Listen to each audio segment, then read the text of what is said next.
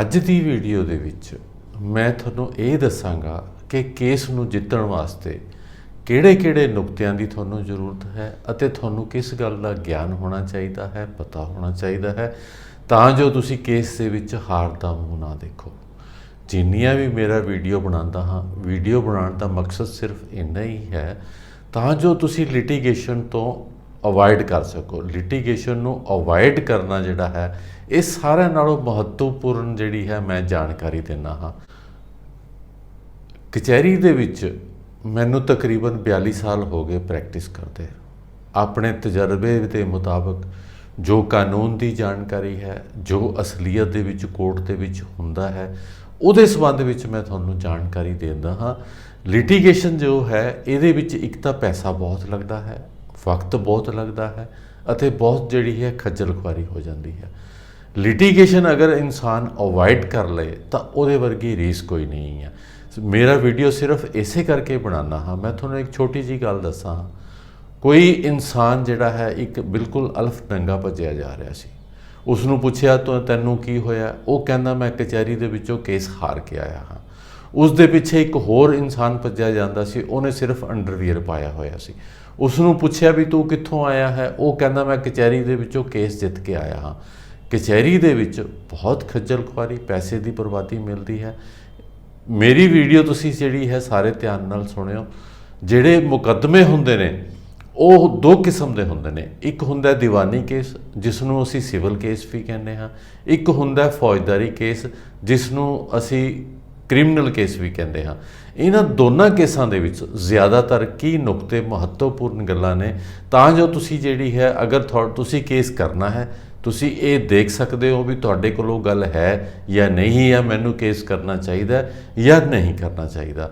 ਅਗਰ ਕਿਸੇ ਨੇ ਤੁਹਾਡੇ ਖਿਲਾਫ ਕੇਸ ਕਰ ਦਿੱਤਾ ਹੈ ਤਾਂ ਉਹਦੇ ਵਿੱਚ ਵੀ ਤੁਸੀਂ ਦੇਖ ਸਕਦੇ ਹੋ ਵੀ ਇਹਦੇ ਵਿੱਚ ਕੋਈ ਐਸਾ ਨੁਕਤਾ ਤਾਂ ਨਹੀਂ ਹੈ।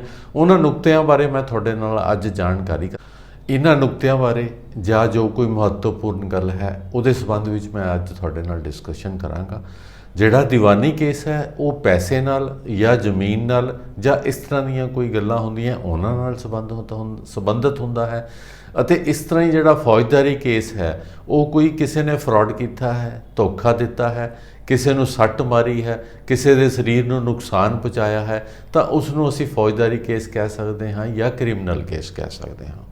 ਕ੍ਰਿਮੀਨਲ ਕੇਸ ਜ਼ਿਆਦਾਤਰ ਫਰਾਡ ਜਾਂ ਗੁਨਾਹ ਨਾਲ ਸੰਬੰਧਿਤ ਹੁੰਦੇ ਹਨ। ਜਿਸ ਤਰ੍ਹਾਂ ਕਿਸੇ ਨੂੰ ਧੋਖਾ ਦੇਣ ਦੀ ਖਾਤਰ ਕਿਸੇ ਨੇ ਜਿਹੜੇ ਹੈ ਝੂਠੇ ਕਾਗਜ਼ਾਤ ਤਿਆਰ ਕਰਾ ਲਏ ਹਨ, ਜਾਲੀ ਪੇਪਰ ਤਿਆਰ ਕਰਾ ਲਿੱਤੇ ਹਨ ਤਾਂ ਉਹ ਜਿਹੜਾ ਹੈ ਫੌਜਦਾਰੀ ਕੇਸ ਦੇ ਵਿੱਚ ਵੀ ਆਉਂਦਾ ਹੈ ਅਤੇ ਨਾਲ ਹੀ ਜਿਹੜਾ ਹੈ ਉਹ ਦੀਵਾਨੀ ਕੇਸ ਵੀ ਬਣਦਾ ਹੈ। ਇਸ ਦੇ ਸੰਬੰਧ ਵਿੱਚ ਅੱਗੇ ਕਿਵੇਂ ਤੁਸੀਂ ਕਰਨੀ ਹੈ ਕਾਰਵਾਈ ਉਹ ਜਿਹੜੀ ਹੈ ਤੁਹਾਨੂੰ ਵਕੀਲ ਹੀ ਜਿਹੜਾ ਹੈ ਇਹਦੇ ਬਾਰੇ ਜਿਹੜੀ ਹੈ ਅੱਛੀ ਜਾਣਕਾਰੀ ਦੇ ਸਕਦਾ ਹੈ। ਜਿਸ ਤਰ੍ਹਾਂ ਹਰ ਕੇਸ ਦੇ ਜਿਹੜੇ ਨੇ ਹਰ ਇਨਸਾਨ ਨਾਲ ਨੇ ਜਿਹੜੇ ਹਾਲਾਤ ਨੇ ਉਹ ਵੱਖਰੇ ਵੱਖਰੇ ਹੁੰਦੇ ਨੇ, ਉਸ ਦਾ ਜਿਹੜਾ ਹੈ ਇਲਾਜ ਵੀ ਵੱਖਰਾ ਵੱਖਰਾ ਹੁੰਦਾ ਹੈ। ਮੈਂ ਤਾਂ ਤੁਹਾਨੂੰ ਇੱਕ ਆਮ ਆਪਣੇ ਤਜਰਬੇ ਤੋਂ ਜੋ ਜਾਣਕਾਰੀ ਇਕੱਠੀ ਕੀਤੀ ਹੋਈ ਹੈ ਕਾਨੂੰਨ ਦੇ ਸੰਬੰਧ ਵਿੱਚ, ਕੋਰਟਾਂ ਦੇ ਸੰਬੰਧ ਵਿੱਚ ਜਾਂ ਤੁਹਾਡੀ ਆਪਸ ਦੀ ਜੋ ਡੀਲਿੰਗਸ ਹੈ ਉਹਨਾਂ ਦੇ ਸੰਬੰਧ ਵਿੱਚ ਉਸ ਦੇ ਬਾਰੇ ਮੈਂ ਤੁਹਾਨੂੰ ਦਿੰਦਾ ਹਾਂ। ਅਗਰ ਤੁਹਾਡਾ ਕੋਈ ਸਵਾਲ ਹੈ, ਤੁਸੀਂ ਕਿਸੇ ਚੀਜ਼ ਬਾਰੇ ਜਾਣਕਾਰੀ ਲੈਣਾ ਚਾਹੁੰਦੇ ਹੋ ਤਾਂ ਤੁਸੀਂ ਜਿਹੜਾ ਹੈ ਮੈਨੂੰ ਕਮੈਂਟ ਬਾਕਸ ਦੇ ਵਿੱਚ ਆਪਣੀ ਜਿਹੜੀ ਪ੍ਰੋਬਲਮ ਹੈ ਉਹਨੂੰ ਲਿਖ ਕੇ ਭੇਜਿਓ, ਮੈਂ ਉਸ ਦਾ ਤੁਹਾਨੂੰ ਜ਼ਰੂਰ ਜਵਾਬ ਦਿਆਂਗਾ। ਜਦੋਂ ਵੀ ਤੁਸੀਂ ਕੋਈ ਕੇਸ ਕਰਨਾ ਹੈ ਜਾਂ ਲੜਨਾ ਹੈ ਉਸ ਦੇ ਸੰਬੰਧ ਵਿੱਚ ਤੁਸੀਂ ਪਹਿਲਾਂ ਹੀ ਜਿਹੜੀ ਹੈ ਆਪਣੇ ਨਾਲ ਜਿਹੜੀ ਸਥਿਤੀ ਦੇਖ ਲੈਣਾ ਹੈ। ਜਿਹੜੀਆਂ ਮੈਂ ਗੱਲਾਂ ਤੁਹਾਨੂੰ ਦੱਸਾਂਗਾ ਉਸ ਦੇ ਨਾਲ ਤੁਸੀਂ ਆਪਣੀ ਸਥਿਤੀ ਦਾ ਜਿਹੜਾ ਹੈ ਵਿਚਾਰ ਕਰ ਲਿਓ। ਤੁਹਾਨੂੰ ਉਸ ਤੋਂ ਇਹ ਅੰਦਾਜ਼ਾ ਲੱਗ ਜਾਏਗਾ ਕਿ ਤੁਸੀਂ ਉਹ ਕੇਸ ਕਰਨਾ ਹੈ ਜਾਂ ਨਹੀਂ ਕਰਨਾ ਹੈ। ਸਭ ਤੋਂ ਪਹਿਲਾਂ ਮੈਂ ਤੁਹਾਡੇ ਨਾਲ ਕਰਦਾ ਹਾਂ ਸਿਵਲ ਕੇਸ ਜਾਂ ਦੀਵਾਨੀ ਕੇਸ ਦੇ ਬਾਰੇ ਜਾਣਕਾਰੀ। ਸਿਵਲ ਕੇਸ ਦੇ ਵਿੱਚ ਅਗਰ ਕੋਈ ਸਾਰਿਆਂ ਨਾਲੋਂ ਮਹੱਤਵਪੂਰਨ ਗੱਲ ਹੈ ਉਹ ਹੈ ਤੁਹਾਡੀਆਂ ਪਲੀਡਿੰਗਸ। ਤੁਸੀਂ ਆਪਣੇ ਦਾਅਵੇ ਦੇ ਵਿੱਚ ਕੀ ਲਿਖ ਕੇ ਦਿੰਦੇ ਹੋ ਉਸ 'ਤੇ ਤੁਹਾਡਾ ਜਿਹੜਾ ਹੈ ਸਾਰਾ ਕੇਸ ਸੰਬੰਧ ਕਰਦਾ ਹੈ। ਅਗਰ ਤੁਸੀਂ ਆਪਣੇ ਦਾਅਵੇ ਦੇ ਵਿੱਚ ਕੋਈ ਗੱਲ ਲਿਖਣੋਂ ਭੁੱਲ ਗਏ ਜਾਂ ਨਹੀਂ ਲਿਖੀ ਤਾਂ ਤੁਸੀਂ ਜਿੰਨਾ ਵੀ ਐਵੀਡੈਂਸ ਮਰਜ਼ੀ ਕਰਾ ਲਵੋ ਜਿਹੜਾ ਹੈ ਤੁਸੀਂ ਦਾਅਵੇ ਦੇ ਵਿੱਚ ਸਕਸੈਸਫੁਲ ਨਹੀਂ ਹੋਵੋਗੇ। ਕਿਉਂ ਬੇਸਿਕ ਜੋ ਪ੍ਰਿੰਸੀਪਲ ਹੈ ਲਾ ਦਾ, no amount of evidence can be looked into unless there are pleadings। ਜਦੋਂ ਵੀ ਤੁਸੀਂ ਪਲੀਡਿੰਗਸ ਲਿਖਣੀਆਂ ਨੇ, ਡਰਾਫਟ ਲਿਖਣਾ ਹੈ, ਆਪਣਾ ਕੇਸ ਤਿਆਰ ਕਰਨਾ ਹੈ ਤਾਂ ਜਿੰਨੀਆਂ ਵੀ ਤੁਹਾਡੇ ਕੋਲ ਮਹੱਤਵਪੂਰਨ ਗੱਲਾਂ ਨੇ, ਜੋ ਵੀ ਤੁਹਾਡੇ ਫੈਕਟਸ ਨੇ, कोई फैक्ट्स भी जिहड़ा है तुसी ना छड्डियो, उस फैक्ट्स का अपनी प्लीडिंग्स दे विच जिक्र कर देना। अगर तुसी कोई फैक्ट्स जिस ते तुहाडा रिलीफ डिपेंड करता है तुसी अपनी प्लीडिंग्स दे विच नहीं दिता तां जिहड़ा कोर्ट तुहानूं ओह रिलीफ नहीं देगी, क्यों जो कोई भी एविडेंस जिहड़ा सबूत बिना प्लीडिंग्स दे दिता गया है वो कोर्ट कदे नहीं पढ़ती, उसनूं छड्ड दिंदी है, इग्नोर कर दिंदी है ते तुहानूं रिलीफ नहीं मिलेगा। जिस दिन तुसी दावा कीता है उस दिन जिन्ने भी तुहाडे क्लेम बनते हैं, जिन्ने भी तुहाडे रिलीफ बनते हैं, वो तुसी सारे अपने दावे दे विच क्लेम करने हैं। अगर कोई तुसी रिलीफ क्लेम नहीं किया, तुसी छड्ड दिता, तो CPC दे विच ऑर्डर टू रूल 2 है, उसनूं बार कर दिंदा है। अज जिस चीज़ नूं तुसी हकदार सीगे, अगर तुसी दावा करते हो तो वो सारियां चीज़ां तुसी उहदे विच क्लेम करनियां ने, तुसी वो चीज़ कोई छड्ड नहीं सकदे। अगर तुसी छड्ड दित्ती, इग्नोर कर दित्ती, तो तुहाडा केस चलदा रहेगा। कई साल केस च तुहाडे करन तो बाद, उसनूं कंडक्ट करन तो बाद जिहड़ा है तुहानूं कोई रिलीफ नहीं मिलेगा। जिन्ना भी पैसा लाया सी, वक्त लाया सी, ये जिहड़ा है सारा जिहड़ा है वो खराब हो जाएगा। इसी तरह ही जदों कोई तुसी केस डिफेंड करना है तो उसे विच भी सारे फैक्ट्स जिहड़े है अपने उहदे च लिख दिओ। अगर तुसी एविडेंस कराने हो तो जिहड़ा है वो एविडेंस का कोई फायदा नहीं होएगा। मैं तुहानूं एक उदाहरण दे के गल समझाना हाँ, तुसी इस गल नूं बहुत चंगी तरह समझ लओगे। मेरे को एक तकसीम का केस आया सीगा। भरावां ने अपनी प्रॉपर्टी अपने पिता तो जिहड़ी है इनहैरिट कीती सी। एक भरा ने उस प्रॉपर्टी दे विच अपना हिस्सा लैण वास्ते तकसीम का केस कर दिता। अदालत नूं बेनती की कि ये साडा जिहड़ा है साझा मकान है, इस मकान दे विच मेरा इन्ना हिस्सा बनता है, तो इस मकान की जिहड़ी है तकसीम करके मैनू मेरा हिस्सा जिहड़ा है वखरा किया जाए। जिन्हां भरावां ते केस कीता सी उन्हां ने अपने जवाब दावे विच लिखता भी मैं जिहड़ा है वड्डा भरा जिसने केस किया है वो जिहड़ा है उसके जिहड़ी प्रॉपर्टी का हकदार नहीं है। उन्होंने बहुत सारियां विच गल्लां लिखियां, लिखता उन्होंने बेदखल किया होया सीगा, घर दे विच आंदा नहीं सी, ये माता पिता की सेवा नहीं करता सीगा, इस करके ये हकदार नहीं सीगा। इस तो इलावा जिहड़ा मरन वाला सी पिता जिहड़ा उन्हां दा सी, उसने एक वसीयत 3 भरावां दे हक विच कीती सी जिन्हां दे खिलाफ उसने केस कीता सी।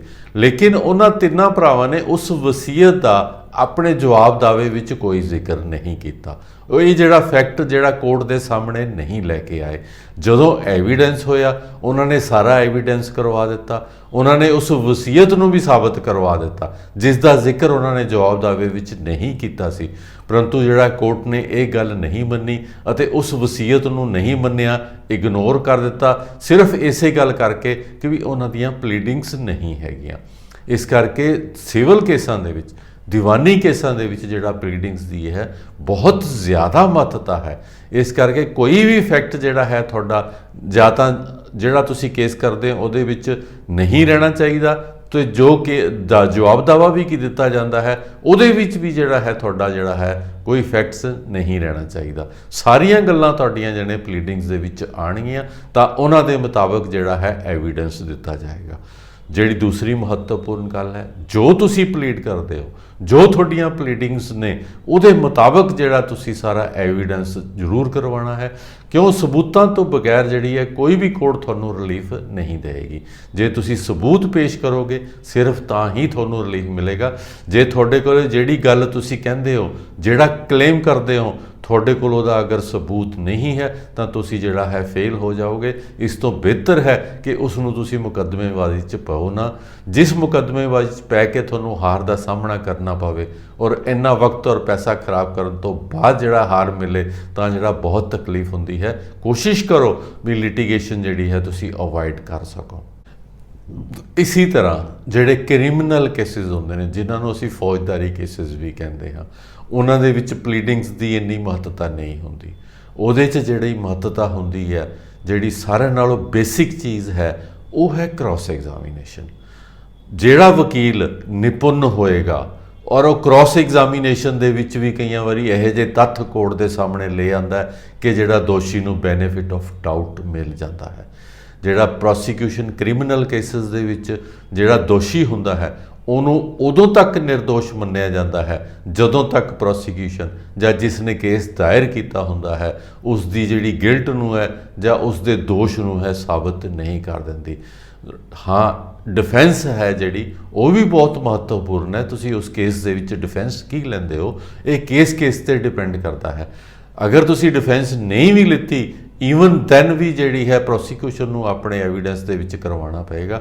ਸਿਰਫ ਪੋਕਸੋ ਐਕਟ ਦੇ ਵਿੱਚ ਜਿਹੜੇ ਕੇਸਿਸ ਆਉਂਦੇ ਨੇ ਉਹਨਾਂ ਕੇਸਾਂ ਦੇ ਵਿੱਚ ਜਿਹੜਾ ਹੈ ਇਹ ਮੰਨਿਆ ਜਾਂਦਾ ਹੈ ਕਿ ਦੋਸ਼ੀ ਜਿਹੜਾ ਹੈ ਉਹ ਗੁਨੇਗਾਰ ਹੈ, ਉਸ ਨੂੰ ਆਪਣੀ ਬੇਗੁਨਾਹੀ ਸਾਬਤ ਕਰਨੀ ਪੈਂਦੀ ਹੈ। ਇਹਨਾਂ ਕੇਸਾਂ ਦੇ ਵਿੱਚ ਇਹ ਮੰਨ ਕੇ ਚੱਲਿਆ ਜਾਂਦਾ ਹੈ। ਇਹ ਬੜੇ ਖਤਰਨਾਕ ਕੇਸਿਸ ਨੇ। ਪੋਕਸੋ ਐਕਟ ਜਿਹੜਾ ਹੁੰਦਾ ਉਹ ਹੈ prevention of sexual activity against children, ਜਿਹੜਾ ਐਕਟ ਬਣਿਆ ਹੋਇਆ ਹੈ ਬੱਚਿਆਂ ਦੇ ਖਿਲਾਫ ਜਿਹੜੀਆਂ ਕਾਮ ਦੇ ਕਰਕੇ ਸੈਕਸ ਦੇ ਜਿਹੜੇ ਓਫੈਂਸਿਸ ਨੇ ਉਹ ਜਿਹੜੇ ਬਹੁਤ ਸੀਰੀਅਸ ਓਫੈਂਸਿਸ ਨੇ। ਇਹਨਾਂ ਦੇ ਵਿੱਚੋਂ ਜਿਹੜਾ ਹੈ ਨਿਕਲਣਾ ਬਹੁਤ ਮੁਸ਼ਕਿਲ ਹੁੰਦਾ ਹੈ ਕਿਉਂ ਦੋਸ਼ੀ ਨੂੰ ਉਹਦੇ 'ਚ ਆਪਣੀ ਜਿਹੜੀ ਹੈ ਬੇਗੁਨਾਹੀ ਸਾਬਤ ਕਰਨੀ ਹੈ। ਕਈਆਂ ਵਾਰੀ ਕ੍ਰੋਸ ਐਗਜ਼ਾਮੀਨੇਸ਼ਨ ਦੇ ਵਿੱਚ ਵਕੀਲ ਸਾਹਿਬ ਇਹੋ ਜਿਹੇ ਤੱਥ ਲੈ ਆਉਂਦੇ ਨੇ ਸਾਹਮਣੇ ਜਿਨ੍ਹਾਂ 'ਤੇ ਜਿਹੜਾ ਕੋਰਟ ਕੋਲ ਕੋਈ ਹੋਰ ਆਲਟਰਨੇਟਿਵ ਨਹੀਂ ਹੁੰਦਾ, ਅਤੇ ਐਕਸੈਪਟ ਜਿਹੜਾ ਹੈ ਦੋਸ਼ੀ ਨੂੰ ਐਕਵਿਟ ਕਰਨ ਤੋਂ ਇਲਾਵਾ।